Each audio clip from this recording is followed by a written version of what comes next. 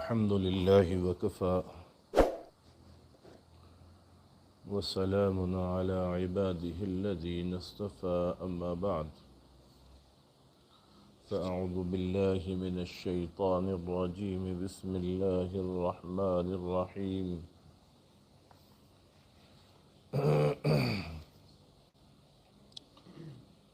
فجاءته إحداهما تمشي على استحياء سبحان ربك رب العزة عما يصفون وسلام على المرسلين والحمد لله رب العالمين.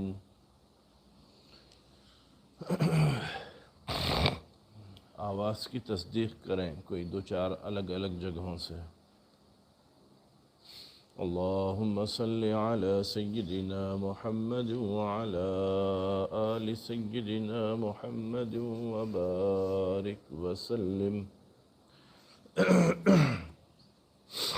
اللهم صل على سيدنا محمد وعلى آل سيدنا محمد وبارك وسلم.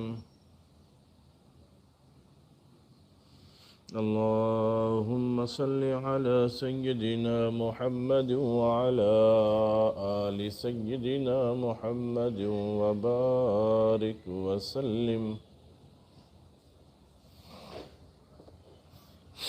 حیا سے متعلق بات ہو رہی تھی.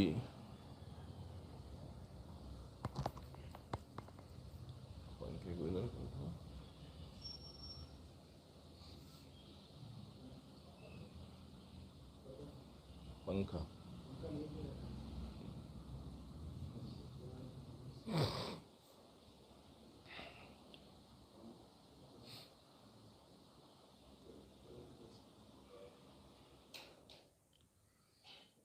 اس کا منہ ادھر کرنے کا چالو کر کے.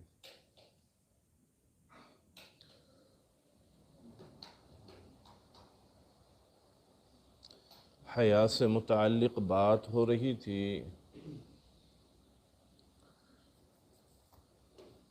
اسی کو آج کی اس مجلس میں آگے بڑھایا جائے گا. حیا کے دو انداز ہے.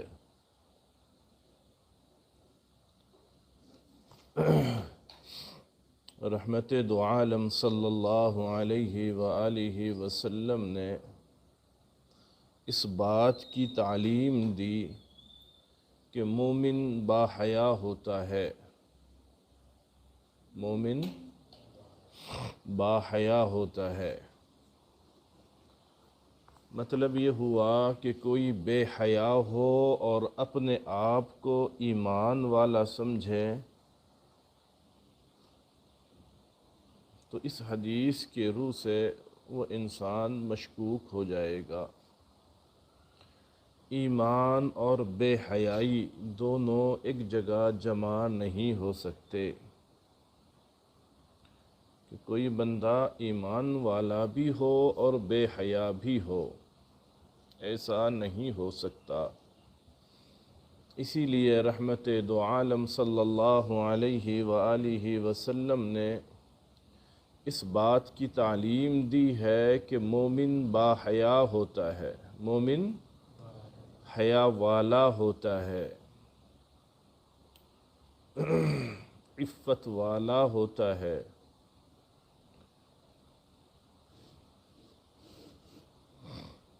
حیا کے دو انداز ہے. ایک انداز تو یہ ہے اللہ کے بندوں سے حیا. کس سے حیا؟ اللہ کے بندوں سے حیا کی جائے. وہ بھی بہت اچھا ہے کہ انسان ایک دوسرے کے ساتھ حیا رکھیں. انسان ایک دوسرے کے ساتھ حیا رکھے، چاہے جس معاملے میں ہو. مرد مرد ہے تب بھی ان کو آپس میں حیا کا خیال رکھنا چاہیے، اور عورت عورت ہو تب بھی ان کو آپس میں حیا کا خیال رکھنا چاہیے۔ جب ایک عورت کو دوسرے عورت سے شرم و حیا کا خیال رکھنا چاہیے تو پھر یہ کیسے جائز ہو جاتا ہے کہ ایک غیر مرد غیر عورت سے بے حیائی کے ساتھ ملے، بولیں، دیکھیں، ہنسیں؟ سوال ہی پیدا نہیں ہوتا۔ جبکہ مرد کو مرد سے اور عورت کو عورت سے بھی حیا کرنی چاہیے، اور وہ ہر معاملے میں۔ صرف جسم کا کسی حصہ کھل جانا، کھول دینا، دکھ جانا، دکھا دینا، یہی نہیں بلکہ بات چیت میں بھی حیا ہونی چاہیے کہ زبان سے کوئی ایسی بے حیائی کی بات مرد مرد آپس میں بھی نہ کریں، اور عورت عورت آپس میں بھی باتیں بھی نہ کرے بے حیائی کی، وہ کام نہ کریں جو بے حیائی کی طرف لے جانے والے ہوں۔ اتنی سخت تعلیم ہے۔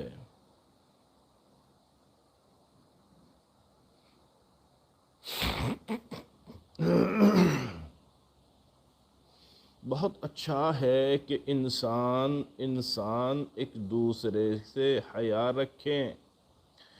یہ حیا ہی ہے جو رشتے ناتے باقی رکھتی ہے۔ جو انسانوں کے آپس کے رشتے باقی ہے،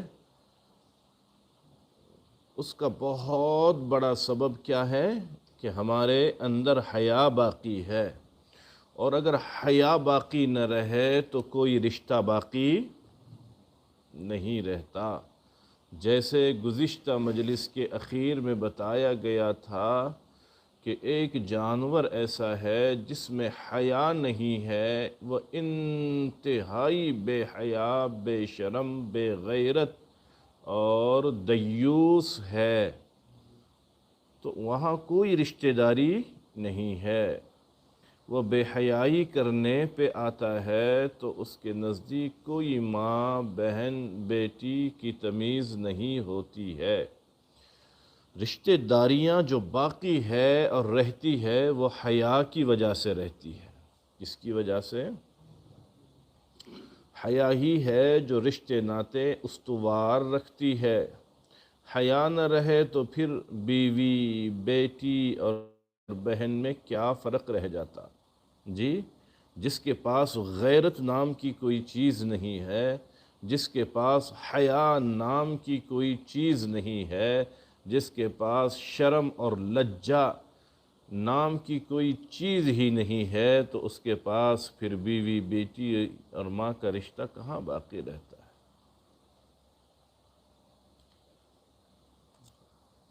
ہم دیکھ رہے ہیں کہ جن ملکوں میں حیا کی تعلیم دین ہی نہیں جاتی، وہاں پر آپس میں یہ فرق بھی ختم ہو گیا ہے۔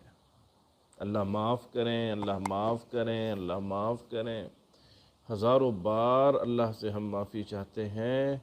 جن ملکوں نے حیا کا جنازہ نکالا اور بے حیائی کے قوانین پاس کیے، وہاں کی عورتیں بتا نہیں سکتی کہ میرے پیٹ سے جنم لینے والے بچے کا باپ کون ہے۔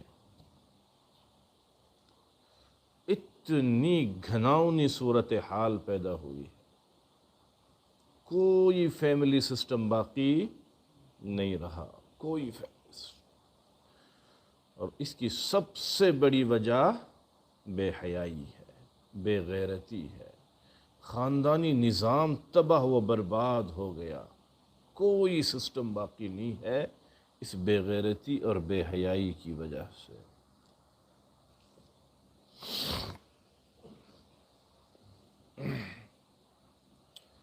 حیا ہی ایک ایسا جوہر ہے جو انسان کو انسانیت سکھاتا ہے، انسان کو انسان بناتا ہے۔ کیا؟ حیا۔ رحمت دو عالم صلی اللہ علیہ وآلہ وسلم نے فرمایا، جو شخص اللہ پر اور یوم آخرت پر ایمان رکھتا ہے دیکھو اعلان فرمانے والے کون ہیں؟ اللہ کے رسول صلی اللہ علیہ وآلہ وسلم، اور گفتگو کا انداز کیسا ہے اس پر بھی غور کریں۔ انداز گفتگو کیا ہے اللہ کے رسول کا یہاں، اس پر بھی دھیان دے۔ کیا فرمایا؟ جو شخص اللہ پر ایمان رکھتا ہے اور قیامت کے دن پر ایمان رکھتا ہے، وہ مشترکہ حمام میں بغیر کپڑے کے داخل نہ ہو۔ اللہ اکبر! کتنی باریک باریک ایک بات پر رہنمائی فرمائی ہے رحمت دو عالم صلی اللہ علیہ وسلم نے۔ کیا فرمایا؟ کہ اگر آپ اللہ پر ایمان رکھتے ہیں اور قیامت کے دن پر ایمان ہے، گویا اگر آپ اپنے آپ کو مومن اور ایمان والا سمجھتے ہیں تو آپ کے لیے جائز نہیں ہے کہ وہ حمام جو کامن ہوتے ہیں، مشترکہ ہوتے ہیں، جی سمجھتے ہیں کامن حمام، یہ بے حیائی کے دور میں اب حمام کس کو کہتے ہیں؟ جہاں غسل کیا جاتا ہے۔ تو اب یہاں ڈیجیٹل دور میں غسل خانی کی جگہ سوئمنگ پول نے لے لی ہے۔ کس نے لے لی ہے؟ Swimming pool. تو وہ تو کامن ہو گیا نا، وہ کسی ایک کی ملکیت، وہاں کوئی ایک آ کر تو نہیں نہائے گا، وہاں مشترکہ نہایا جاتا ہے، کامن نہایا جاتا ہے۔ مختلف لوگ، مختلف گھر کے، مختلف خاندان کے، مختلف قبیلوں کے، یہاں تک کہ مختلف مذہبوں کے لوگ ایک ساتھ آ کر کے وہاں ایک ہی ساتھ نہاتے ہیں۔ تو اللہ کے رسول صلی اللہ علیہ وسلم کی آنکھیں 1400 سال پہلے دیکھ رہی تھی کہ نہیں دیکھ رہی تھی؟ 1400 سال پہلے تصور تھا اس سوئمنگ پول کا؟ جی 1400 سال پہلے تصور بھی تھا کہ اس طرح سے کامن حمام وجود میں آئیں گے؟ یہ ویسٹرن کلچر کی بدولت، یہ انگریز کی نحوست کے بدولت مشترکہ حمام بنیں گے گھروں میں اور محلوں میں اور پارکوں میں اور واٹر پارکوں میں۔ لیکن قربان جائیں رحمت دو عالم صلی اللہ علیہ وآلہ وسلم کے، آقا نے 1400 سال پہلے دیکھ لیا تھا، محسوس کیا تھا، تار لیا تھا کہ ایک وقت آئے گا جب شرم و حیا کے جنازے نکال کر کامن جگہوں پر نہانے کا اہتمام کیا جائے گا۔ تو اس وقت اللہ کے رسول نے اس کو بندش لگائی اور کیا فرمایا؟ اگر اللہ پر ایمان ہے کسی کا اور قیامت کے دن پر وہ ایمان رکھتا ہے تو یاد رکھنا وہ بغیر کپڑے کے کامن حمام میں مشترکہ جگہوں پر داخل نہ ہو۔ اللہ اکبر!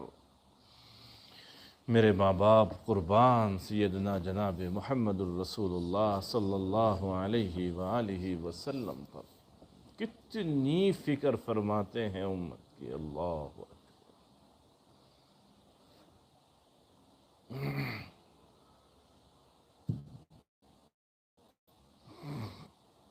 تو ایسی کوئی جگہیں میسر بھی آ جائے اور مجبوری ہو تو انسان کو چاہیے کہ وہ اپنے جسم کو مکمل ڈھانک لے اور دوسروں کے جسم کو نہ دیکھیں۔ اور اگر ہم اپنا جسم کور بھی کر لیں لیکن دوسرے بیہودہ لوگ وہاں موجود ہے جن پر ہماری نظر پڑ رہی ہے تو ایسی جگہ نہانے سے نہ نہانا بہتر ہے۔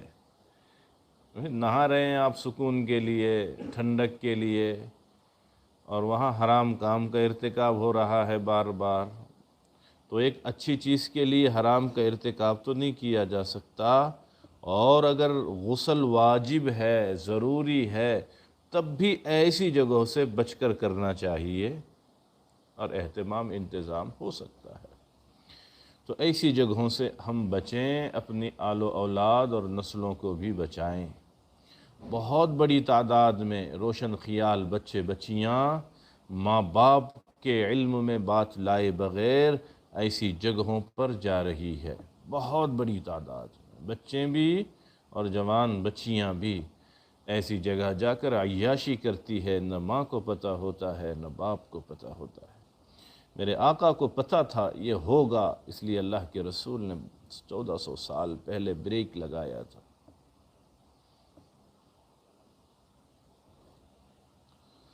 آج کے دور میں جیسے سوئمنگ پول ہوتے ہیں وہ مشترکہ حمام ہیں، وہاں بغیر کپڑے کے نہانا جائز ہی نہیں ہے۔ مرد اگر نہا رہے ہو تب بھی ان کے سطر کا مکمل ڈھکا رہنا ضروری ہے۔ کہاں سے؟ ناف سے لے کر کے گھٹنوں کے نیچے تک کا حصہ جو مرد کے لیے سطر ہے، جس کا چھپانا ڈھانکنا فرض ہے، چارہ ہی نہیں ہے۔ تو مرد بھی اگر وہاں کامن نہا رہے ہیں تب بھی ہر ایک کا اتنا حصہ چھپا ہوا اور کور کیا ہوا ہونا ضروری ہے۔ اسی صورت میں وہاں نہانے کی اجازت دی جا سکتی ہے۔ اب یہ چیز صرف سوئمنگ پول کے حد تک ہے یا ہر جگہ؟ جی ارے بولو نا، ہر جگہ ہے۔ جہاں بھی اس طرح کی بے حیائی کا خدشہ ہو وہاں ہمیں نہیں جانا چاہیے۔ پچھلے دنوں یہاں کشتیاں ہو رہی تھی تو کتنے لوگ جا کر کے تماشا دیکھ رہے تھے، جبکہ کشتی کھیلنے والے کی سطر مکمل ڈھکی ہوئی، جی چھپی ہوئی، کور کی ہوئی نہیں ہوتی ہے۔ تو جو مسئلہ سوئمنگ پول میں ہے تو وہی مسئلہ کشتی کے گراؤنڈ میں بھی ہے، اور وہی مسئلہ اگر کہیں کبڈی کھیلی جاتی ہے اور وہاں بھی جسم پورا کور کیا ہوا، سطر پورا کور کیا ہوا نہیں ہوتا ہے تو وہ کھیل دیکھنا بھی، بولو نا زور سے بولو، جائز نہیں ہے، حرام ہے۔ اگر کوئی WWW دیکھتا ہے اور اس میں باکسنگ کرنے والے اپنی پوری سطر کو کور کیے ہوئے نہیں ہے تو ایسی صورت میں اس کو دیکھنا بھی جائز نہیں، کہیں سے جائز نہیں ہوتا۔ اور یہ مسئلے پوچھنے کے لیے کوئی آتا بھی نہیں ہے۔ ہم مسئلے پوچھتے کون سے ہیں؟ مولانا تراویح میں امام کو ہدیہ دینا جائز ہے؟ جی یہ مسئلہ پوچھنے کے لیے آتے ہیں۔ یہ مسئلہ کوئی پوچھنے کے لیے نہیں آتا کہ میں اپنے دوستوں کے ساتھ کنویں میں روزانہ صبح تیرنے جاتا ہوں تو وہاں اتنی بے حیائی ہوتی ہے، تو کیا ہم دوستوں کا وتھ فرینڈز کنویں میں سوئمنگ کرنا جائز بھی ہے؟ جی عرس کے موقع سے درگاہ میدان میں ہونے والی کشتی کا دیکھنا ہمارے لیے جائز بھی ہے؟ پوچھا کبھی کسی سے مسئلہ؟ وہاں تو کاروبار بند کر کے جا کے کھڑے ہو جاتے ہیں، دیکھتے رہتے ہیں، اور فری میں گناہ ہمارے نام اعمال میں لکھے جاتے ہیں۔ کوئی حاصل ہے؟ جی جیتے گا کون، ہارے گا کون، جوا لگایا ہوا کس نے ہے اللہ معلوم۔ ہمارے تو حصے میں سوائے گناہ کے کچھ بھی نہیں آتا ہے، کچھ بھی نہیں آتا ہے۔ تو اس مسئلے کو اچھی طرح سمجھیں، جہاں تک احباب سن رہے ہیں اچھی طرح سے سمجھیں، احتیاط کریں ان جگہوں سے، ان گناہوں سے، اپنی آل و اولاد کو روکے اللہ کے لیے ان جگہوں سے۔ اور ظلم پر ظلم تو تب ہوتا ہے، کریلا تب نیم چڑھتا ہے جب کشتیاں دیکھنے کے لیے کچھ خواتین بھی آ جاتی ہے۔ انا للہ و انا الیہ راجعون، استغفر اللہ ثم استغفر اللہ ثم استغفر اللہ ثم استغفر اللہ۔ جی انتہا ہے کہ نہیں ہے بے حیائی کی؟ بتائیں آپ، لمٹ ہے کوئی بے حیائی کی؟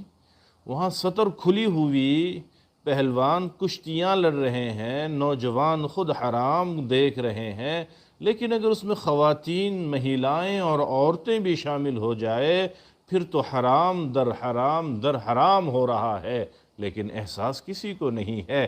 وجہ کیا ہے کہ ہماری حیا بھی مر چکی ہے۔ جی، وہاں سطر دکھانے والے کی حیا کا جنازہ ضرور گیا ہے، لیکن دیکھنے والوں کی حیا باقی ہے۔ جی، اگر ہماری حیا باقی ہوتی تو ہم کسی اور کا سطر دیکھتے؟ نہیں دیکھتے۔ وہاں سے ایسے بھاگتے جیسے جہنم کے انگارے سے بھاگ رہے ہو۔ اس گراؤنڈ سے ایسے دوڑتے جیسے کوئی کہہ دے کہ اس گراؤنڈ میں کوئی چیتا آیا ہوا ہے، ابھی چند سیکنڈ میں ہمارے جسم کو پھاڑ کھائے گا۔ ایسے اس جگہ سے بھاگتے کہ یہاں روحانیت کے چیتے آئے ہوئے ہیں، یہاں روحانیت کو برباد کرنے والے بھیڑیے آئے ہیں، اگر میں چند سیکنڈ یہاں رہوں گا تو میری روحانیت برباد ہو جائے گی۔ یاد رہے گا مسئلہ؟ کب تک یاد رکھیں گے؟ جی، دوسروں کو بھی محبت کے ساتھ یہ پیغام پہنچانا چاہیے۔ جو فری فرینڈز ہوتے ہیں، ہر ایک کا ایک فری سرکل ہوتا ہے، جہاں بات سنی مانی جاتی ہے تو وہاں ان باتوں کو پہنچانا چاہیے بہت محبتوں کے ساتھ انشاءاللہ۔ اللہ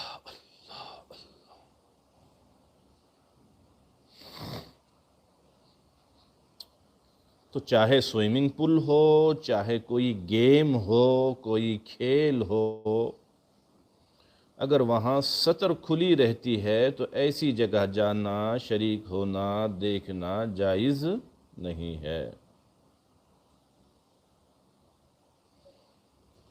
کیا فرمایا؟ جو دیکھے گا اور جو دکھائے گا، جو دیکھے گا اور جو دکھائے گا، دونوں ملعون ہوں گے۔ اللہ اکبر! کیا مطلب؟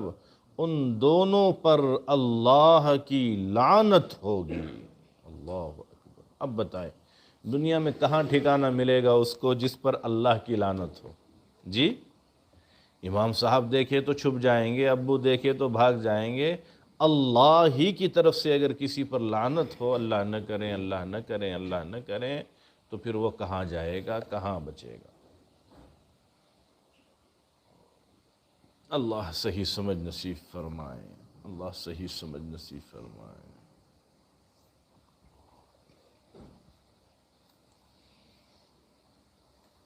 اس لیے جسم کے اس حصے کو چھپانا ضروری ہے۔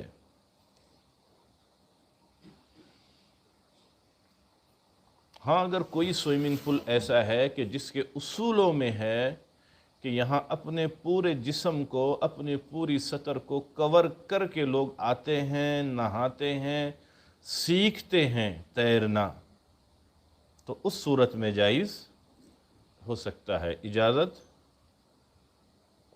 ہو سکتی ہے کہ وہاں کسی کا سطر نظر نہ آتا ہو۔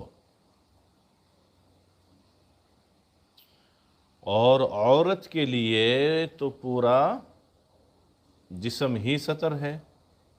جی، مرد کے لیے سطر ناف کے اوپر سے لے کے گھٹنوں کے نیچے تک کا حصہ سطر ہے، لیکن عورت کے لیے بولو پورا جسم ہی سطر ہے۔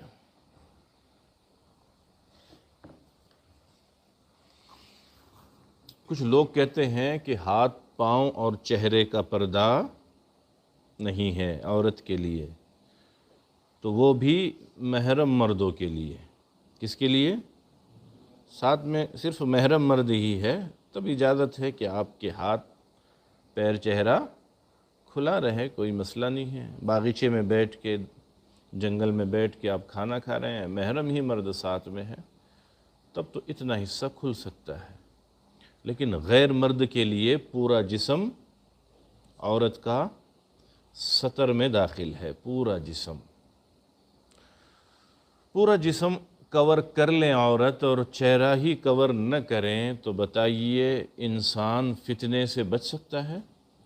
جی، فتنے کی ساری چیزیں تو چہرے ہی میں موجود ہیں۔ رشتہ دیکھنے جائیں گے نبی آپ تو ناک تو دیکھیں گے پہلے، جی کلر کا پتہ چہرے سے چل جاتا ہے، ناک نقشہ چہرے سے سمجھ میں آتا ہے، جی قاتل آنکھیں چہرے پہ لگی ہوئی ہوتی ہے۔ تو چہرہ کھولتے ہیں لوگ اور کہتے ہیں کہ چہرے کا پردہ تو نہیں ہے۔ اب اس فتنے کے دور میں اگر کوئی چہرے کا پردہ نہ کریں تو بتائیں وہ فتنے سے کیسے محفوظ رہ پائیں گے؟ اس لیے اللہ کے بندیوں، عورت کے لیے سارے جسم کا پردہ ہے، سارا جسم اس کا ستر میں داخل ہے۔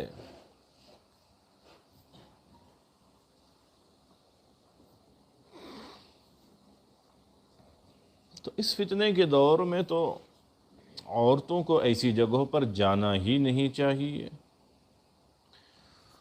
لیکن چونکہ اب اتنا ڈیجیٹل دور آ گیا ہے کہ کہیں لگام لگتی نہیں ہے۔ مرد نہ لے جائیں تو عورتیں مردوں کو چھوڑ کے نکل جاتی ہے۔ اس دور میں ہم داخل ہوئے ہیں۔ آپ نہیں لے جاتے ہیں تو کوئی مسئلہ نہیں، میرے پاس ٹکٹ کے پیسے ہیں، میں بس میں بیٹھ سکتی ہوں، میں اسکوٹی چلا سکتی ہوں، میں پلین کا ٹکٹ گھر میں بیٹھ کے بک کر سکتی ہوں، مجھے آپ کی ضرورت نہیں ہے۔ میں اپنی سہیلیوں کے ساتھ جا رہی ہوں سوئمنگ پول میں اپنے سہیلیوں کے ساتھ جا رہی ہوں، اور بھی ایک جگہ جاتی ہیں عورتیں بال کٹوانے کے لیے، بیوٹی پارلر میں۔ انا للہ و انا الیہ راجعون۔ تو جب عورتیں اتنے حد سے آگے نکلی ہوئی ہے تو ایسے دور میں ایسی عورتوں کے لیے ایسی شکل میں اجازت ہے کہ وہاں صرف عورتیں ہوں اور ان کا جسم پورا کور کیا ہوا ہو، ایسی شکل میں سوئمنگ کی اجازت دی جا سکتی ہے۔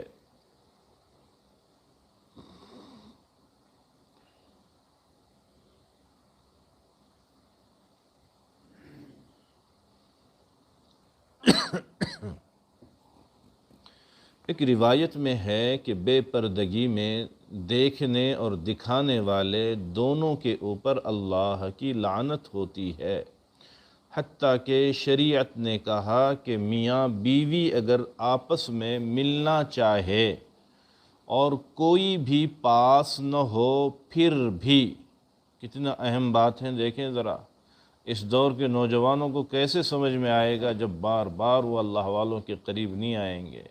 یہاں تو سر تا پیر بے حیائی بے حیائی ہے۔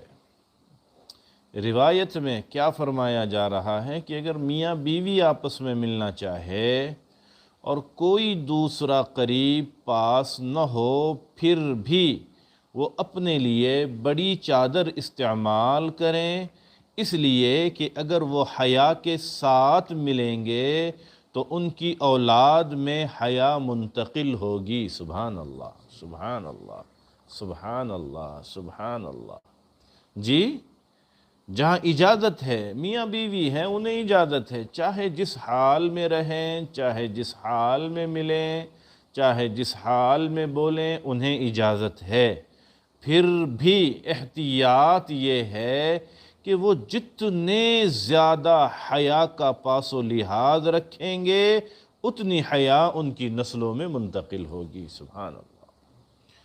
اور میاں بیوی صرف اس زعم میں، اس سوچ میں کہ ہم تو میاں بیوی ہے اور ہمیں 7 خون شریعت نے معاف کیے ہوئے ہیں، ہمیں کسی احتیاط کی ضرورت نہیں ہے، تب بھی وہ گنہگار تو نہیں ہوں گے، لیکن وہ بے حیائی والا عمل نسلوں میں منتقل ہو جائے گا۔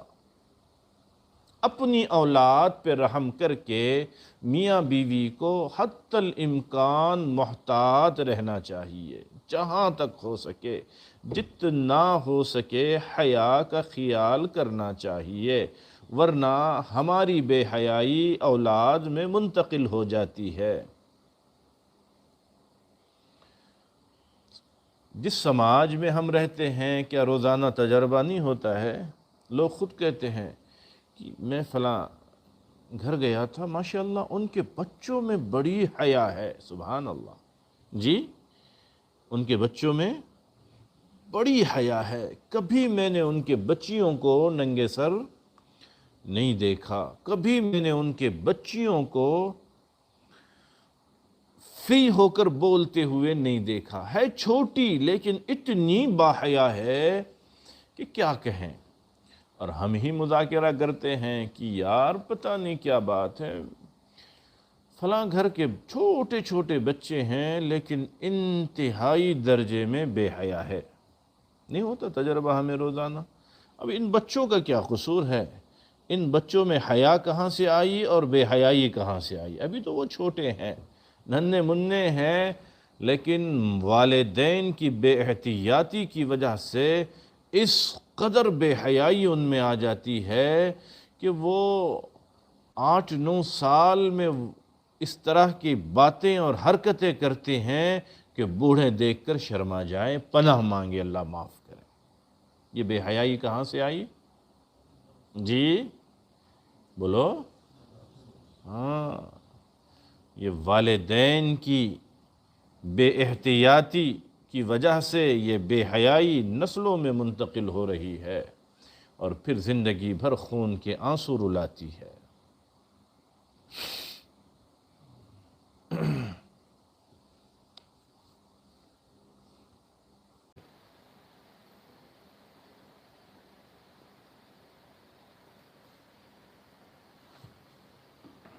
آئیں گی اب۔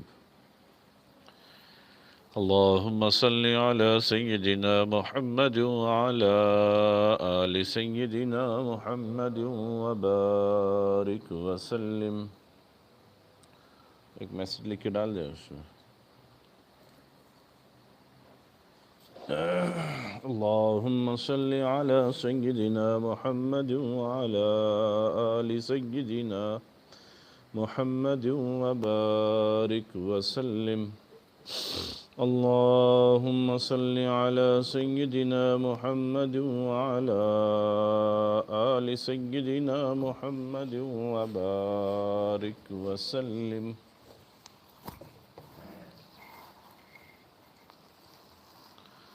اللہ اکبر۔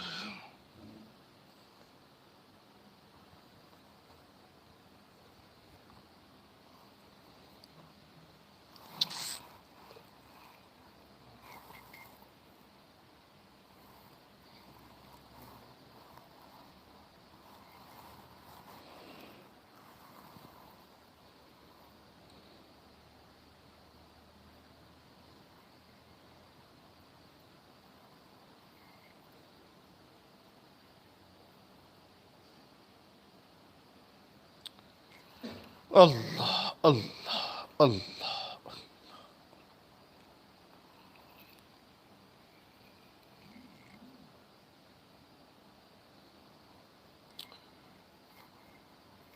حضرت ابو موسیٰ اشعری رضی اللہ تعالیٰ عنہ کہتے ہیں کہ چند لوگوں کو میں نے نہاتے ہوئے دیکھا، ان کا سطر پورا ڈھپا ہوا نہیں تھا، نہا تو رہے تھے لیکن پورا جسم چھپا ہوا نہیں تھا، کچھ ڈھپا ہوا تھا کچھ کھلا ہوا تھا۔ کیا مطلب؟ جیسے آج ہمارے دور میں اکثر لوگ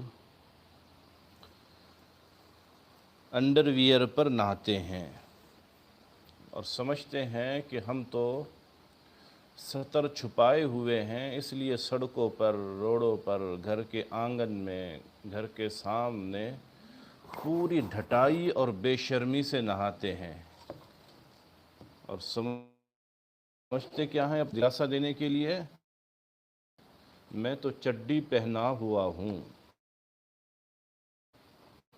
اسی قسم کے کچھ لوگ نہا رہے تھے ایک ساتھ، ابو موسیٰ اشعری رضی اللہ تعالی عنہ کی نظر ان پر پڑی۔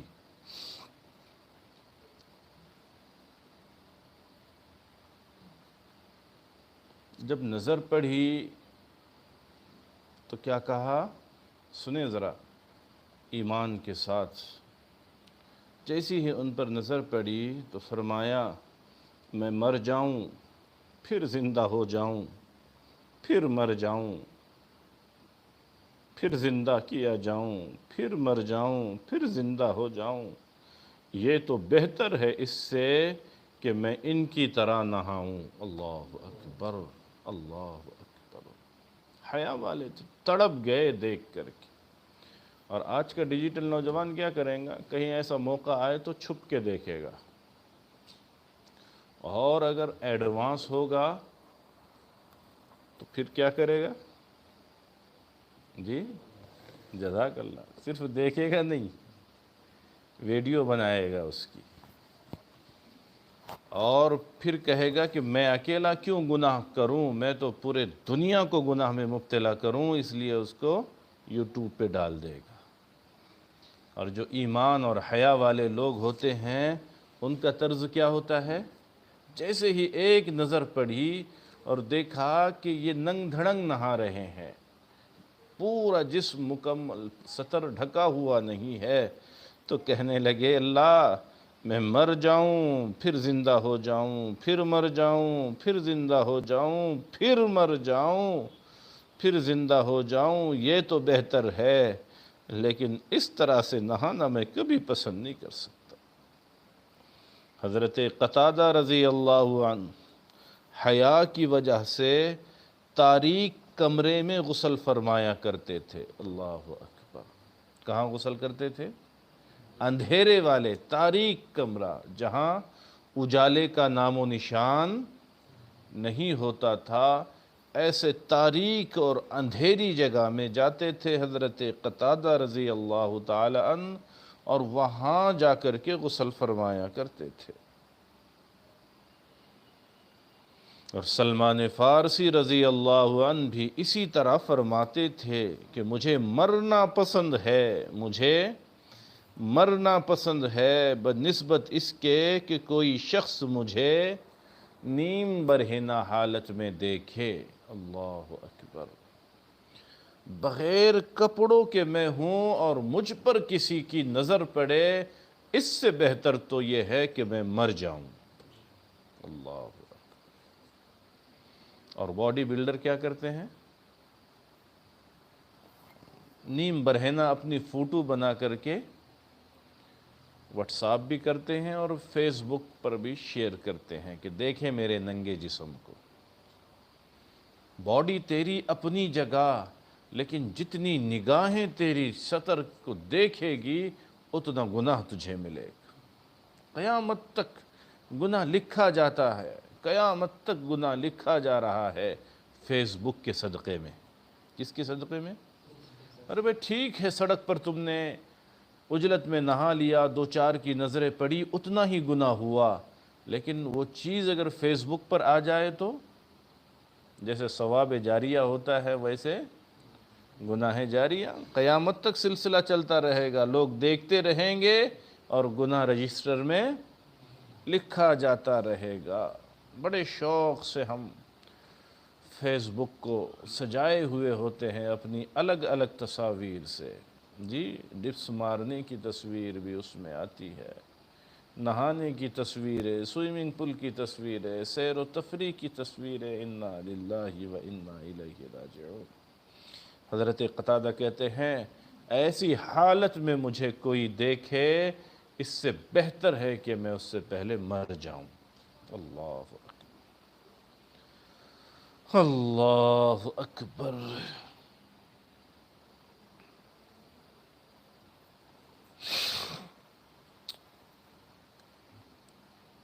اور بظاہر کوئی دیکھنے والا ہمیں نظر آئے یا نہ آئے، ہمارا ایمان ہے اللہ ہمیں ہر وقت، جی ہے نہیں ہر ایک کا ایمان یقین، تو مسئلہ ہی نہیں، کوئی دیکھے نہیں دیکھے کا کیا مسئلہ ہے، اگر ہمارے دل میں یہ خیال ہو کہ میرا اللہ مجھے ہر وقت دیکھ رہا ہے، ہر لمحہ دیکھ رہے ہیں اللہ، اور ہمیں اللہ سے بھی حیا کرنی چاہیے، ہمیں اللہ سے بھی حیا کرنی چاہیے۔ اور ہمیشہ ذہن میں یہ بات رہنا چاہیے کہ ہمیں صرف مخلوق نہیں دیکھتی ہے بلکہ مخلوق کا پروردگار بھی دیکھتا ہے۔ اللہ،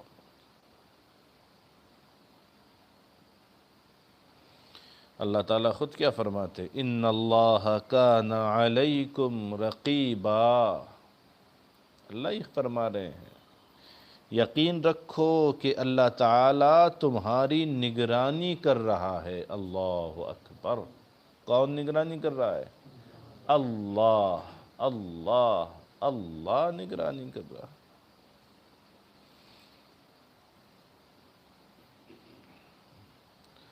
حضرت موسیٰ علیہ السلام جب فرعون کی طرف گئے تو اس وقت ان کی حالت تھوڑی دیگر گوں تھی، سوچ رہے تھے اللہ اکبر کہ فرعون کی حکومت ہے، جی وہ طاقتور انسان ہے، اس کی حکومت ہے اور میں اس کی طرف جا رہا ہوں۔ تو اس وقت اللہ تبارک و تعالی نے حضرت موسیٰ اور حضرت ہارون علیہم السلام دونوں بھائیوں سے بات چیت کی تھی۔ کس نے؟ بولو، اللہ نے۔ کیا کہا تھا؟ اذھبا، تم دونوں جاؤ۔ اللہ کہہ رہے ہیں حضرت موسیٰ علیہ السلام تم دونوں، قال لا تخافا، پھر کیا فرمایا؟ تم دونوں ڈرو نہیں۔ کس سے؟ فرعون سے ڈرو نہیں۔ انی معاکما، میں تم دونوں کے ساتھ ہوں۔ اللہ کہہ رہے ہیں میں تم دونوں کے ساتھ ہوں۔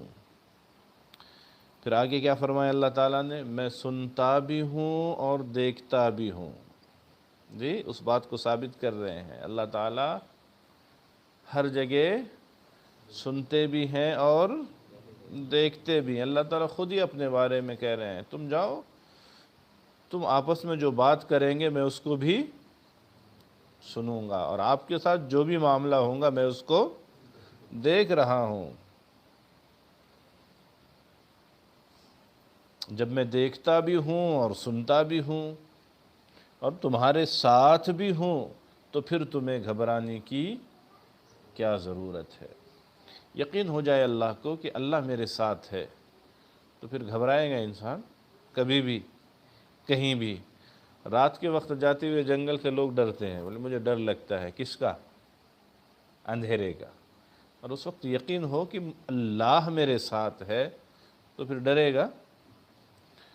ایک چنو منو بچہ ہے، اس کا جھگڑا ہو گیا کسی سے، دوست سے گلی میں، تو جھگڑنے کے بعد اس گلی میں وہ جاتا کیا؟ گھبراتا، ڈرتا کہ یہاں سے جاؤں گا تو جن سے میں لڑ لیا وہ مجھ سے بدلہ لے لیں گے۔ لیکن ایک دن ابو کہتے ہیں بیٹا چلو میری انگلی پکڑ کے، پھر ابو انگلی پکڑ کے اس کو اسی گلی سے لے جاتے ہیں۔ جاتا کہ نہیں جاتا؟ اور کیسے جاتا ہے؟ شان سے، کالر ٹائٹ کر کے، سینہ تان کر کے جاتا ہے۔ کیوں؟ میرا باپ میرے ساتھ ہے، میرا کوئی بگاڑ۔ اتنا ہی یقین اگر ہر بندے کا اللہ پہ ہو جائے کہ اس وقت میرا اللہ میرے ساتھ ہے، مجھے کسی چیز کا خوف، کسی چیز کا ڈر ضرورت ہی نہیں، اس لیے کہ میرا اللہ مجھے دیکھ بھی رہا ہے، سن بھی رہا ہے، میرے ساتھ بھی ہے۔ اتنا یقین اگر ہو جائے تو بتائیں پھر اندھیرے کو ڈریں گے ہم؟ اکیلے میں ڈریں گے؟ شیطان کے وساوس سے ڈریں گے؟ یہاں تو سب سے زیادہ ڈرپوک ہم ہیں، جبکہ ساری دنیا ہم سے ڈرتی ہے۔ ہم جنات سے بھی ڈرتے ہیں، شیطان کے تصور سے بھی۔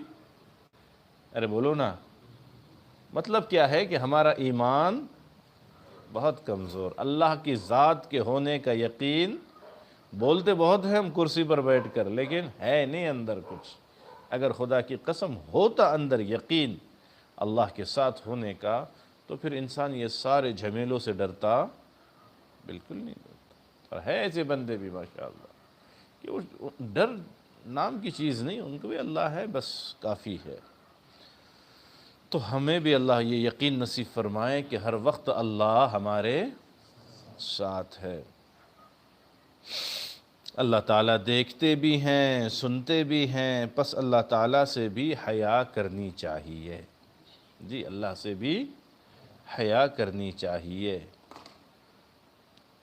ایک نوجوان صحابی رضی اللہ عنہ نبی کریم صلی اللہ علیہ وسلم کی خدمت میں حاضر ہوئے اور انہوں نے آ کر پوچھا کہ اے اللہ کے نبی، کتنا ستر چھپانا ضروری ہے؟ پوچھ رہے ہیں کہ نہیں پوچھ رہے لوگ آ کر کے؟ کس سے پوچھ رہے ہیں؟ اللہ کے رسول صلی اللہ علیہ وسلم سے پوچھ رہے ہیں۔ یہ بہت اہم چیز ہے کہ ہم اپنی زندگی کیسے گزاریں؟ پوچھ پوچھ کے، علماء سے پوچھ پوچھ کے ایک ایک قدم بڑھائیں، انشاءاللہ اللہ ہمیں ضائع نہیں کرے گا انشاءاللہ۔ ایسے موقع پہ اللہ ہماری دستگیری فرمائیں گے ہم تصور نہیں کر سکتے۔ لیکن ہر ایک آدمی سوچیں کہ ہم کسی عالم کو اپنا فیملی مولوی بنائیں گے، کیا بنائیں گے؟ ڈاکٹر ہوتے ہیں کہ نہیں؟ کیا کہتے ہیں؟ ہمارا فیملی ڈاکٹر ہے۔ کیوں فیملی ڈاکٹر ہے بھائی؟ پھر یہاں روحانیت کے لیے بھی تو فیملی مولوی ہونا چاہیے کہ نہیں ہونا چاہیے؟ فیملی شیخ نہیں ضرورت۔ اور جب کوئی شیخ بنا لیں گا نا اپنا کسی کو، تو پھر وہ شرمائے گا نہیں، کوئی بھی مسئلہ رہا تو آ کر کے پوچھے گا۔ جیسے صحابہ کرام جو چیز محسوس کرتے تھے اللہ کے رسول سے، بولو نا، پوچھ لیا کرتے تھے۔ تو کیا پوچھا انہوں نے آ کر؟ کتنا ستر چھپانا ضروری ہے؟ تو نبی علیہ السلام نے فرمایا کہ مرد کے لیے ناف سے لے کر گھٹنوں تک۔ اس نے پوچھا کہ اے اللہ کے حبیب صلی اللہ علیہ وآلہ وسلم، جب کوئی بھی پاس نہ ہو تو کتنا ستر چھپانا چاہیے؟ نبی علیہ السلام نے فرمایا جب کوئی بھی پاس نہ ہو تو تمہیں چاہیے کہ اپنے اللہ سے حیا کریں۔ سبحان اللہ، یہ سمجھے ہی نہیں کہ کوئی پاس نہیں ہے، اس وقت اللہ سے حیا کرنی چاہیے۔ یعنی 100% بے لباس ہونے کو شریعت نے کبھی بھی کہیں بھی پسند نہیں فرمایا۔ کیا حاصل ہے اس بات کا؟ کہ بالکل بے لباس ہونے کو شریعت پسند ہی نہیں فرماتی ہے۔ چاہے تم تنہا ہو، اکیلے ہو، تاریک روم میں ہو، حمام میں ہو یا اہلیہ کے ساتھ ہو، شریعت اس کو پسند نہیں فرماتی۔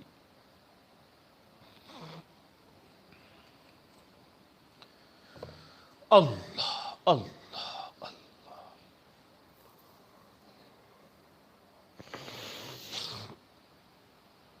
حضرت عثمان غنی رضی اللہ تعالی عنہ، حیا میں بہت اونچا مقام تھا حضرت عثمان کا، بہت اونچا مقام۔ کیا فرماتے ہیں کہ جب میں بیت الخلاء میں قضائے حاجت کے لیے بیٹھنے لگتا ہوں، سنیں ذرا باریکیاں سنیں جہاں تک آواز پہنچ رہی ہے۔ حضرت عثمان غنی رضی اللہ تعالی عنہ فرماتے ہیں کہ جب میں بیت الخلاء میں بیٹھنے لگتا ہوں، وہاں تو پبلک نہیں ہوتی جی، وہاں تو اکیلا انسان ہے، اس میں بھی حیا اور غیر حیا کا پہلو دیکھیے۔ ہمارے ذہنوں میں نہیں آتی یہ چیزیں۔ کیا فرماتے ہیں کہ ایک صورت تو یہ ہے کہ بیت الخلاء میں جا کے کھڑے ہو گئے اور یک بہ ایک اپنے پتلون کو، ازار بند کو، اپنی شلوار کو بالکل نیچے کر دیا اور جسم کو کھلا کر دیا۔ اور ایک صورت یہ ہے جو حضرت عثمان غنی فرما رہے ہیں کہ میں جب بیت الخلاء میں جاتا ہوں تو جیسے جیسے زمین کے قریب ہوتا ہوں ویسے ویسے دھیرے دھیرے میں اپنے جسم سے کپڑا ہٹاتا ہوں۔ اللہ اکبر، اللہ اکبر۔ کوئی اندازہ کر سکتا ہے اس دور میں اس قدر حیا کا؟ ہمیں تو کچھ خیال ہی نہیں ہوتا، اتنے بے خیالی میں۔ اللہ معاف فرمائے، کچھ لوگوں کو تو عجلت بہت ہوتی ہے اور کچھ لوگ کو بے خیالی ہوتی ہے۔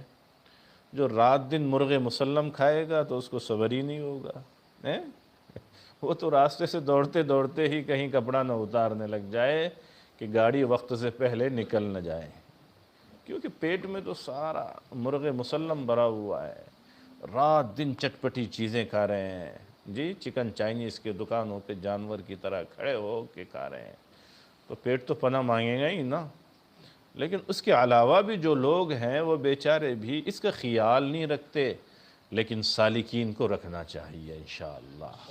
سالک اسی کو کہتے ہیں وہ ایک ایک چیز سیکھ کے کریں، اپنے آپ کو سنت کے سانچے میں ڈال دیں کہ نہیں، اب تک جو ہوا، جس طرح سے گزری، لیکن میرے اللہ نے ایک موقع دیا ہے، اب ناقدری نہیں کروں گا، اب سن کے انسنی نہیں کروں گا، اب سن کے نہیں چھوڑوں گا، اب تو مجھے موت قریب دکھ رہی ہے، آثار قیامت کے لگ رہے ہیں، جتنے دن اللہ نے دیے ہیں ایک ایک مستحب عمل کو میں اپنے زندگی میں لاؤں گا انشاءاللہ۔ سمجھ رہے نہیں سمجھ رہے؟ تو اب یہاں سے آگے ان باتوں کو اپنے زندگی میں اتار کر ہی رہیں گے تو کتنی نازک چیز بیان فرمائی۔ خود اپنے بارے میں کہہ رہے ہیں حضرت عثمان غنی رضی اللہ تعالی عنہ کہ میں جیسے جیسے زمین کے قریب ہوتا جاتا ایسے ایسے اپنے کپڑے کو جسم سے دور کرتا جاتا۔ اللہ اکبر، اللہ اللہ۔ حضرت عثمان غنی کے پیر کے دھول میں لگا ہوا کوئی تقوی کا ذرہ ہم گنہگاروں اور ناہنجاروں کو نصیب فرما دے میرے اللہ، نصیب فرما دے۔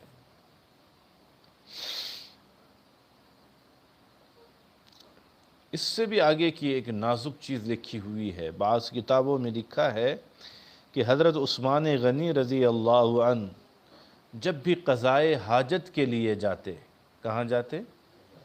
کیا مطلب قضائے حاجت کا؟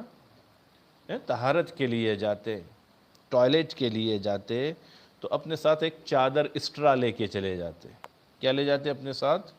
ایک زائد چادر لے کے چلے جاتے، اور جب بیت الخلاء میں جاتے تو بیت الخلاء کے باہر دروازے پر اس چادر کو ٹانگ دیتے، لٹکا دیتے اور کہتے او فرشتو، اللہ اکبر، اللہ اکبر، اللہ اکبر۔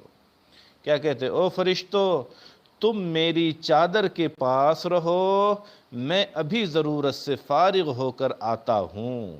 اللہ اکبر۔ وہ یہ بھی نہیں چاہتے تھے کہ فرشتے مجھے اس حال میں دیکھیں، یہ ایسی حیا والے تھے، پھر ان کے اس عمل پر اللہ کے فرشتے بھی ان سے حیا کرتے تھے۔ اللہ اکبر، اللہ اللہ۔ اس بےہودگی کے زمانے میں یہ باتیں بھی ہمیں انہونی لگتی ہے، اللہ سمجھ نہیں آتی۔ اللہ زمانے کے بے حیا ماحول سے نکلنا چاہ رہے ہیں، اللہ نکال دیجئے، اللہ ایک ایک چیز سکھا دیجئے۔ اللہ اکبر۔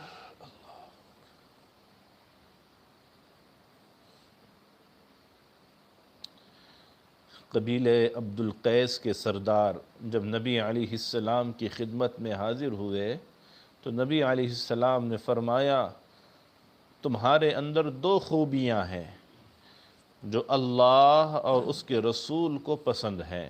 سبحان اللہ، اللہ ہماری خوبیاں بھی ایسی ہو جو اللہ کو اور اس کے رسول کو پسند ہو۔ خود رسول اللہ کہہ رہے ہیں قبیلہ عبد القیس کے لوگوں سے کہ تمہارے اندر دو اچھائیاں، دو صفتیں، دو خوبیاں، دو عادتیں ایسی ہے جو اللہ کو اور رسول اللہ کو پسند ہے۔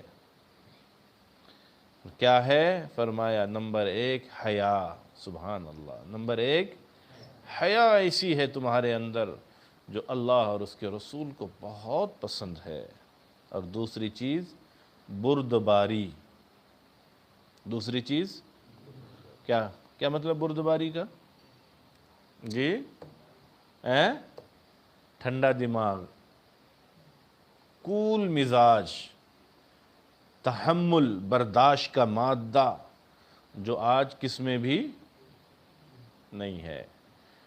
یہ تو بہت بڑی صفتیں ہیں، اور جس میں ہوتی ہے وہ بندے بندیاں اللہ کو اور رسول اللہ کو بہت محبوب ہوتی ہے۔ بردباری پر تو اس سے پہلے بہت باتیں آئی ہیں، پھر آئیں گے انشاءاللہ۔ آج اتنا تو طے کریں انشاءاللہ کہ ہم باحیا بھی بنیں گے اور بردبار بھی بنیں گے انشاءاللہ۔ اللہ اکبر۔ دارالعلوم دیوبند کے پہلے استاد ملا محمود رحمۃ اللہ علیہ کھانا کھا رہے تھے، بیوی کھانا کھلا رہی تھی۔ کون کھانا کھلا رہی تھی؟ بستر بچھایا، کھانا رکھا، پہلا لقمہ اٹھا کے منہ میں ڈالا تو سالن میں نمک نہیں تھا۔ کیا نہیں تھا؟ بالکل ڈالا ہی نہیں، بھول گئی بیچاری۔ اب اگر یہ معاملہ آل میل شریف میں کسی کے ساتھ ہو تو وہ کیا کرتا؟ جی کشتی کا اکھاڑا گھر میں بنا کو چھوڑتا، کھایا ہی نہیں جاتا۔ جس کو نمک کی عادت ہے وہ بغیر نمک کے کھا ہی نہیں سکتا۔ ڈاکٹر تنگ آ گئے نمک کم کھانے کا بول کے، لیکن انسان جس کو عادت ہے بغیر نمک کا کھانا، لقمہ منہ میں ڈالا تو حلق سے نیچے جانے کے لیے تیار ہی نہیں، اندر ہی گھوم رہا ہے، وہ واپس آنے کو کر رہا ہے۔ لیکن حضرت نے ذرہ برابر ریئیکشن نہیں دیا۔ جی اگر منہ میں بال چلا جائے تو انسان کیسے ریئیکشن دیتا ہے؟ منہ بناتا ہے، ایسا لگتا ہے کہ اب پتہ نہیں سب باہر نکالے گا، برداشت ہی نہیں ہوتا اس کو، فوراً ریئیکشن سامنے آتا ہے۔ حضرت نے وہ کڑوا لقمہ اپنے منہ میں رکھا، زبردستی چبا کے دھکیلنے کی کوشش کی، جب اندر نہیں جا رہا تھا تو پانی کے گھونٹ کے ذریعے نیچے اتار دیا، لیکن اپنے بیوی کو ظاہر نہیں ہونے دیا کہ تو نے کھانے میں نمک نہیں ڈالا۔ اللہ اس کو کہتے ہیں حلم، بردباری۔ جو لفظ آیا تھا نا ابھی، دو صفتیں ہیں ان میں، ایک حیا اور دوسرے بردباری، برداشت کرنے کا اتنا زیادہ مادہ۔ اگر آل میل کا کوئی ڈیجیٹل پہلوان ہوتا تو وہ اپنی اہلیہ کی چونٹی پکڑ کے کھینچ کے لاتا، جہاں بھی رہی وہ، بیٹھیاں دسترخوان پہ، جی جی جی جی میرے سرتاج، جی میرے کیا ہوا؟ کل ایک لقمہ کھا کے دیکھ، تو یہاں ہے اور تیرا دماغ تیری ماں کے وہاں ہے، ابھی عقل ٹھکانے آئے گی تیری، کھا ایک لقمہ۔ حضرت نے کہا کہ کچھ بولا ہی نہیں، کھا لیا، پانی پی لیا، ظاہر نہیں کیا۔ سنو نوجوانوں، وہ اللہ کے بندو جن کو اللہ نے سالکین بنایا ہے، بردباری کتنی بڑی چیز ہے۔ فرمایا کہ حضرت کے حالات میں لکھا ہوا ہے، جب انتقال ہوا تو دارالعلوم دیوبند کے دوسرے استاد نے خواب میں دیکھا اور پوچھا ملا جی کیا ہوا؟ تو کہنے لگے اللہ نے میری مغفرت کر دی۔ سبحان اللہ۔ اور وہ مغفرت ایسی چیز پر ہوئی جو چیز مجھے یاد بھی نہیں تھی۔ دارالعلوم دیوبند کا استاد ہے بول کے نہیں ہوئی، بخاری پڑھا رہا ہوں بول کے نہیں ہوئی، ہے کہ ایسی چیز پر اللہ نے مغفرت کر دی جو مجھے یاد بھی نہیں تھی۔ تو کہا کہ ایک دن کھانا کھانے بیٹھا، اہلیہ نے نمک نہیں ڈالا، کھانا کھایا نہیں جا رہا تھا، لیکن میں نے اس وقت سارے چیزیں برداشت کیا، میں نے کوئی ریئیکشن بھی نہیں دیا بیوی کو کہ کہیں اس کا دل نہ ٹوٹ جائے، کہیں وہ ناراض نہ ہو جائے۔ ایک تعلق عجیب ہوتا ہے میاں اور بیوی کے درمیان میں، اور کتنے ظالم شوہر ہمارے تجربے میں ہیں۔ کس کے؟ ہمارے تجربے میں کتنے ظالم شوہر ایسے ہیں جو یہ کہتے ہیں کہ مولانا بیوی کو اگر رلانا ہے تو اس کا بالکل آسان نسخہ، جی ہم کو سکھاتے ہیں وہ، مولانا اگر بیوی کو رلانا ہے تو اس کا بالکل آسان نسخہ یہ ہے کیا کہ جس دن وہ محنت سے کوئی اچھی سی ڈش بنا کے دسترخوان پہ رکھیں، پورا دن وہ کچن میں رگڑتی رہی، بیچاری قربانی دیتی رہی، اور بہت قربانیوں سے کوئی ایک اچھی سی ڈش بنا کے اس نے رکھا، تو وہ یہ چاہتی ہے کہ میرا شوہر پہلے لقمے پر میری تعریف کرے، میں نے بہت پسینہ بہایا ہے، میں نے خون جلایا ہے، میں نے اپنے ہاتھوں کے چٹکے برداشت کیے ہیں، آگ برداشت کی ہے، اور میں نے میرے سرتاج کے لیے ایک اچھی سی ڈش تیار کی ہے، پہلا لقمہ زبان پہ جائے اور میرا شوہر میری تعریف کریں۔ اور اگر نہ کریں یہ بخیل تعریف تو تھوڑی دیر کے بعد وہ خود پوچھ لیتی ہے اجی کھانا کیسے بنا؟ تو اس وقت اگر ہم بول دیں نا تو فوراً اس کی آنکھ میں آنسو آ جاتے ہیں، ساری محنت اس کی رائے گاہ جاتی ہے اور اس کے آنکھوں سے گرم گرم آنسو ٹپکنے لگتے ہیں۔ اللہ ایسے ظالم شوہروں کو ہدایت دے۔ رلانا ہنر ہے، بددعائیں لینا ہنر ہے کم بخت، اسی لیے کہتے ہیں اللہ والوں کی مجلسوں میں آئے تو پتہ چلتا ہے۔ تو حضرت نے کوئی ریئیکشن نہیں دیا اپنے بیوی کو، تو کہتے ہیں کہ اللہ تعالیٰ نے مجھے کہا ملا محمود تم نے اپنے بیوی کے سامنے اس لقمے کو جو چبانے میں تکلیف برداشت کی، تو آپ کے اس برداشت کے مادہ ہمیں اتنا پسند آیا کہ اس ایک عمل پہ ہم نے تمہاری مغفرت فرما دی، ایک عمل پہ مغفرت۔ تو بردباری اتنا بڑا عمل ہے، اللہ ہمیں حیا بھی نصیب فرمائے اور بردباری بھی نصیب فرمائے۔ جو باتیں رہی ہے انشاءاللہ اللہ نے زندگی دی ہے، حیات باقی رہی، موقع رہا تو آئندہ مجلس میں باتیں مذاکرے میں آئے گی۔ درمیان میں نیٹ کنیکشن نے 2-5-10 منٹ لے لیے تو 2-5-10 منٹ ادھر زیادہ ہوئے ہیں۔ اللہ ہمارے اس مل بیٹھنے کو بے انتہا قبول فرمائے۔ توبہ کے کلمات پڑھ لیجئے۔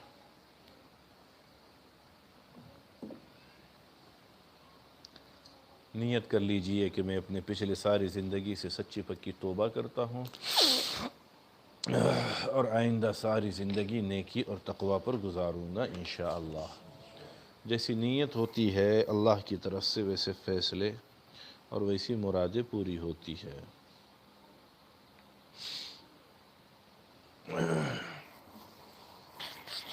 الحمدللہ وکفی وسلام علی عبادہ الذین اصطفی۔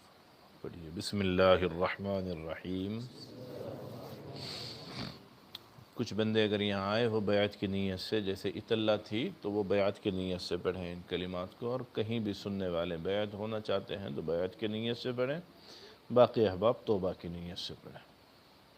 بسم اللہ الرحمن الرحیم۔ لا الہ الا اللہ محمد رسول اللہ۔ آمنت باللہ وملائکتہ وکتبہ ورسلہ والیوم الآخر والقدر خیرہ وشرہ من اللہ تعالی والبعث بعد الموت۔ آمنت باللہ کما ہوا باسمائہ وصفاتہ وقبلت جمیع احکامہ اقرارا باللسان وتصدیق بالقلب۔ اشہد ان لا الہ الا اللہ واشہد ان محمدا عبدہ ورسولہ۔ استغفر اللہ ربی من کل ذنب واتوب الیہ برحمتک یا ارحم الراحمین۔ اللہ اللہ اللہ۔ دعاؤں کے لیے 2-3 درخواستیں آئی ہوئی ہے، ان کے لیے ضرور دعا فرمائیں۔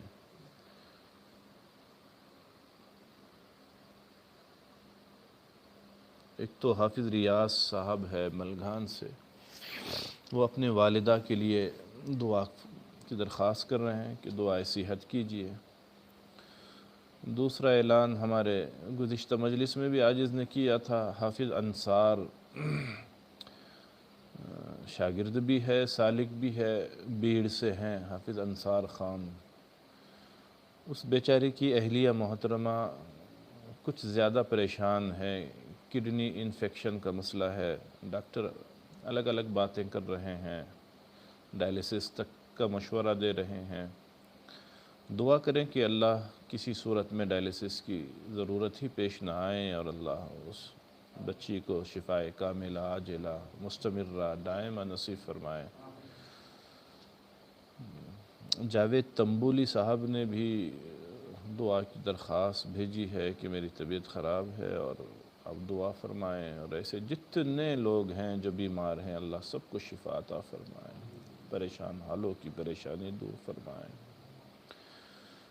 اور جو لوگ ہیں جو کہنا چاہتے تھے کہہ نہیں سکیں، یا کچھ احباب ایسے ہوتے ہیں جو بالکل عین وقت پر یا مجلس شروع ہونے کے بعد آج اس کے پرسنل پر پیغام بھیجتے ہیں، میسیج ڈالتے ہیں دعاؤں کے لیے، جو عاجز دیکھ نہیں سکتا مجلس شروع ہونے کے بعد اور مجلس کے بعد پتہ چلتا ہے۔ تو اللہ دعا کریں کہ ہم دیکھیں نہ دیکھیں، اللہ سب کو جانتا ہے اور سب کی ضرورتوں کو جانتا ہے، اللہ تمام کی جائز مرادیں پوری فرمائے۔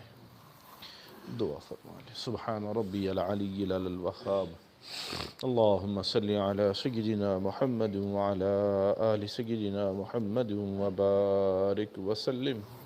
الہ العالمین رحم کا، کرم کا، عافیت کا معاملہ فرما دیجئے۔ اے اللہ گنہگار خطاکار سیاہکار ہیں، اے اللہ تیرے دربار میں آ کر بیٹھے ہوئے ہیں، اللہ تیری چوکھٹ پہ آ کر بیٹھے ہوئے ہیں، اے اللہ، اے میرے اللہ ہمارے اجڑے دل پہ رحم فرما دیجئے۔ اللہ اللہ ساری عمر اجڑے دل کے ساتھ گزار لی ہے، اللہ جی، اللہ جی، اللہ جی اب بھیک مانگنے آئے ہیں تجھ سے، ہمارے حال پہ رحم فرما دیجئے، اللہ جی ہمارے حال پہ رحم فرما دیجئے۔ اللہ سارے دنیا سے تنگ آ گئے ہیں، اللہ ہر جگہ سے ٹھکرائے گئے، اللہ ہر جگہ دھتکارے جا رہے ہیں، اللہ ہر جگہ دھکے دیے جا رہے ہیں، اللہ اب بڑی امید سے آپ کے در پہ آئے ہوئے ہیں، اللہ جی، اللہ جی، اللہ جی آپ ہی کا تو ایک در ہے جہاں سے سوالی خالی ہاتھ نہیں جاتا، اللہ آپ ہی کا پیغام ہے، فَأَمَّا السَّائِلَ فَلَا تَنْهَرْ، بھیک منگوں کو جھڑکا نہیں جاتا، اللہ جی ہم بھیک منگے آپ کے در پہ آئے ہیں، اللہ اللہ دھتکاریے نہیں، اللہ اللہ جی آج سن لیجئے، عطا فرما دیجئے، اللہ ہم اپنے دل کی آبادی کی بھیک مانگتے ہیں، اللہ اللہ اللہ اللہ کئی دنوں سے حیا سن رہے ہیں میرے اللہ، اللہ منافق زبان سے مذاکرہ کر رہے ہیں، اللہ جی، اللہ جی، اللہ جی جسم کے ایک ایک حصے میں حیا عطا فرما دیجئے، اللہ سارے جسم کو باحیا بنا دیجئے، اللہ آنکھوں میں حیا ڈال دیجئے، اللہ آنکھوں کو حیا عطا فرما دیجئے، اللہ زبان سے بے حیائی نکال دیجئے، اللہ اللہ دل میں حیا ڈال دیجئے، اللہ اللہ ہمیں حیا کا مجسم بنا دیجئے، ایک ایک بے حیائی سے توبہ کرتے ہیں، ہر طرح کی بے حیائی سے پناہ چاہتے ہیں، اللہ جی اب تک جو ہوا میرے اللہ، آج ہم نے عہد کیا ہے اللہ اب بے حیائی نہیں کریں گے، بے حیائی کے راستے پہ نہیں جائیں گے، بے حیائی نہیں دیکھیں گے، بے حیائی کے بول زبان سے نہیں بولیں گے، اللہ بے حیائی کی طرف چل کے نہیں جائیں گے،